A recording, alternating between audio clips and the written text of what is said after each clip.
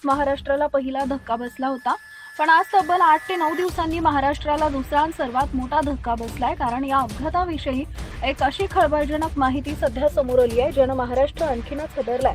आता असं सुद्धा दावा केला जातोय की त्या विमानात दादा नव्हतेच.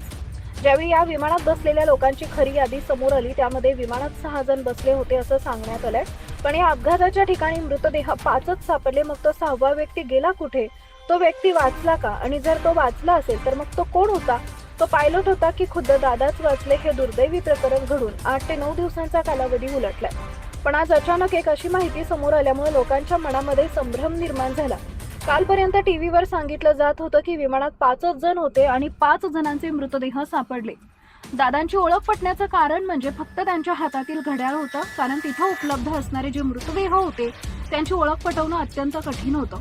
दादांवर अंत्यसंस्कार होऊनही बरेच दिवस झाले, पण आता अशी धक्कादायक माहिती समोर आल्यामुळे संपूर्ण महाराष्ट्रामध्ये एक वेगळं वातावरण तयार झालं आहे. कोणाचाही विश्वास बसत नाहीये. अमोल मिटकरी यांनी विमान ज्या ठिकाणी क्रॅश झालं तिथं आपण त्याच दिवशी सायंकाळी गेलो होतो अशी माहिती दिली आहे. घटनेच्या दिवशी संध्याकाळी 5 वाजता तिथं गेलो असता तेथील सरपंचांनी धक्कादायक माहिती दिली असं मिटकरी म्हणाले. विमानातून कोणीतरी उडी मारण्याचा प्रयत्न करत असल्याचं त्यांनी पाहिलं होतं. त्या व्यक्तीला वाचवण्यासाठी आम्ही जात असतानाच अचानक स्फोट झाला आणि 5 जणांचा दुर्दैवी मृत्यू झाला असं सरपंचांनी सांगितल्याचा दावा मिटकरी यांनी केलाय. या विधानामुळे संपूर्ण प्रकरणाला नवं वळण मिळालंय.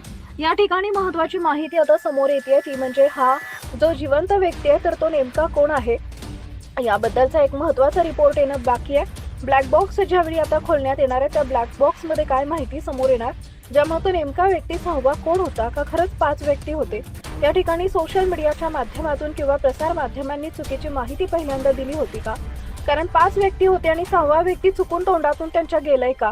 कारण ही जी माहिती आहे तर ती सूत्रांमार्फत आणि संशयित लोकांची जी चर्चा आहे त्यांच्या मार्फत झालेली आहे. मात्र अधिकृतपणे दादांवर अंत्यसंस्कार झाले असून सरकारनं तपास सुरू असल्याचं स्पष्ट केलंय. इथं एक गोष्ट स्पष्ट करणं गरजेचं आहे की ही सर्व माहिती सोशल मीडियावरील दावे आणि चर्चा समोर आलेल्या पुराव्यांवर आधारित आहे. या व्हिडिओचा आणि चॅनलचा काही संबंध नाहीये.